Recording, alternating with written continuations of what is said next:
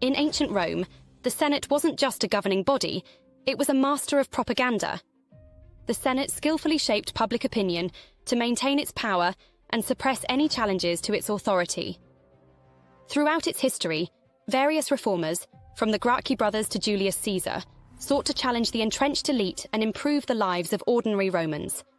In response, the Senate employed fear-based propaganda, portraying these reformers as dangerous tyrants, manipulating public fear to turn the masses against anyone who dared to push for change.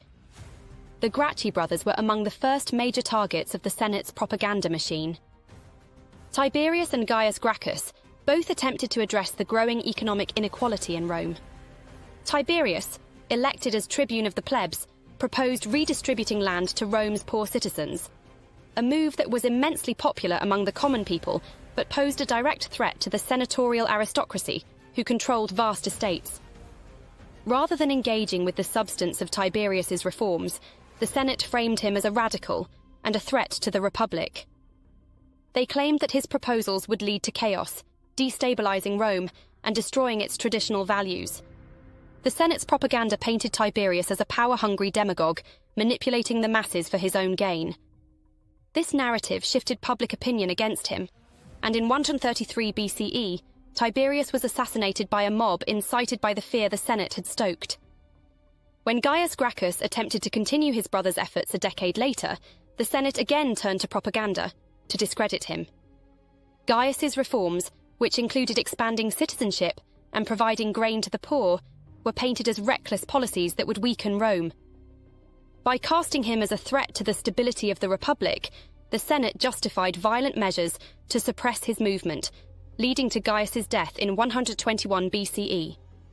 Once again, the Senate's manipulation of public fear had successfully silenced two of Rome's earliest reformers. The Senate's next target was Julius Caesar, whose rise presented an even greater challenge. Caesar's popularity among the common people and his promises of land redistribution, debt relief and military reforms made him a hero to many, but a threat to the status quo upheld by the Senate. The Senate used the same tactics it had against the Gracchi brothers: fear and propaganda. Caesar was portrayed as a tyrant in waiting, determined to destroy the Republic and establish a monarchy. The Senate framed his growing power as the first step toward dictatorship, claiming that if Caesar continued unchecked, he would crown himself king and end Rome's centuries-old tradition of shared governance. By spreading this fear, the Senate sought to convince Romans that the only way to save their freedom was to stop him. In 49 BCE, when Caesar crossed the Rubicon with his legions, defying the Senate's orders, they declared him an enemy of the state. The Senate used this act of defiance to reinforce their narrative of tyranny. Throughout the civil war that followed, the Senate's propaganda painted Caesar as a ruthless conqueror, willing to stop at nothing to seize absolute power. Even after Caesar's victory and rise to dictator for life, the Senate continued to use fear to undermine his rule, culminating in his assassination in 44 BCE, a murder they justified as a defense of the Republic against tyranny. The Senate's ability to control the narrative around reformers like the Gracchi and Caesar relied on a few key propaganda techniques. One of the most powerful was playing on fears of instability and chaos. In a society like Rome, where order and tradition were highly valued, any reformer who proposed significant changes was labelled as a destabilizing force.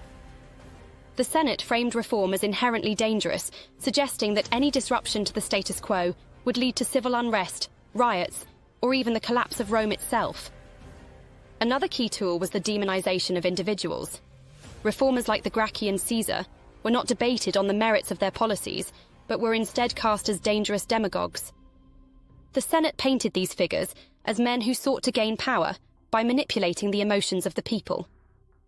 This shifted the focus away from issues of poverty and inequality and cast the reformers themselves as the problem. By turning reformers into villains, the Senate made it easier to justify their violent suppression. Finally, the Senate relied heavily on the rhetoric of tradition. By positioning themselves as the protectors of Roman traditions and the defenders of the Republic's institutions, the Senate could frame any challenge to their authority as a threat to Rome's core identity. This allowed them to portray reformers as anti-Roman, suggesting that their proposals were not just misguided, but unpatriotic. The Senate wrapped their opposition to reform in the language of loyalty to the Republic, even as they worked to protect their own interests. While the Senate's propaganda was effective in the short term, it had devastating long-term consequences. By consistently blocking meaningful reform, the Senate deepened the inequalities and discontent that reformers like the Gracchi and Caesar were trying to address. The failure to resolve the economic struggles of the lower classes, combined with the increasing concentration of wealth and power in the hands of the elite, only exacerbated the divides within Roman society. The Senate's reliance on fear and suppression to maintain control also led to a dangerous cycle of violence and political instability. Rather than allowing for peaceful transitions of power or the implementation of necessary reforms, the Senate's fear-based propaganda fueled civil wars, assassinations, and further polarization.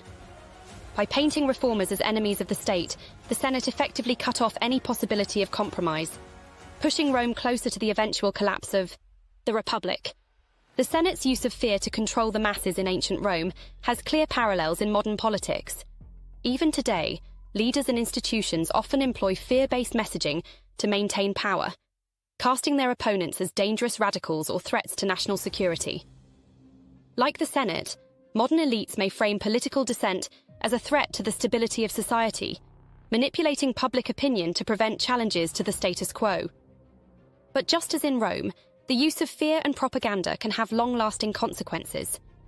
When reform is suppressed through fear, the underlying issues that drive dissent are left unresolved, leading to greater division and instability in the long run. The story of the Roman Senate serves as a reminder of how powerful fear can be in shaping political narratives, and how dangerous it can be when used to stifle the voices of those seeking change. Thank you for watching. If you found this deep dive into Roman propaganda intriguing, be sure to like, share, and subscribe for more historical insights. Let us know in the comments what other topics you'd like us to explore next.